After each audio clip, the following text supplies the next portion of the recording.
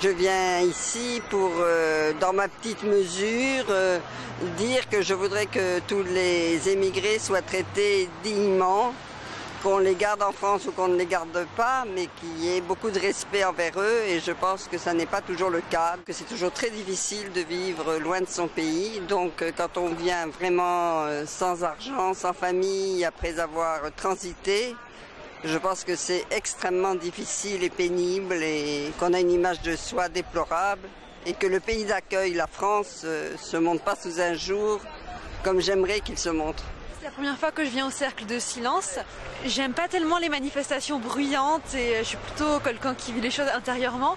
Et donc voilà, je trouvais extrêmement fort de pouvoir se mobiliser en silence dans le recueillement.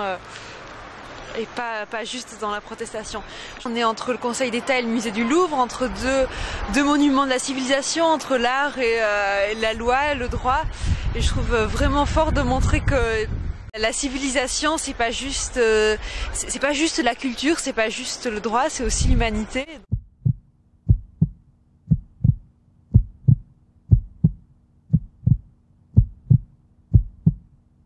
Depuis Saint-Bernard, où les sans-papiers se sont levés comme des êtres humains qui ont à se mettre debout.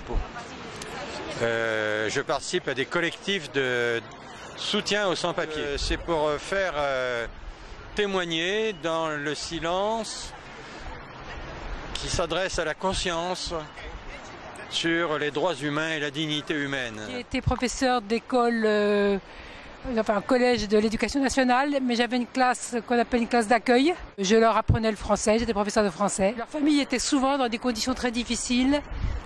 Il y a des enfants qui disparaissaient en cours d'année sans qu'on sache pourquoi. Par hasard, à la paroisse protestante où je vais, rue Madame, on a fait un appel à bénévoles. Et comme j'avais du temps disponible, j'ai décidé de voir ce que c'était. Et c'est en travaillant avec les migrants que je me suis de plus en plus impliquée. Les adultes que moi je vois sont des gens responsables, qui élèvent leurs enfants, qui cherchent du travail, qui sont fidèles, qui, quand on donne un rendez-vous, sont là à l'heure au rendez-vous. Et voilà, je trouve qu'ils méritent qu'on s'occupe d'eux et qu'on leur rende la vie plus facile. On a commencé en mars 2008, on était le seul en Île-de-France, ça a été le premier. Aujourd'hui, il y en a 12 en Île-de-France.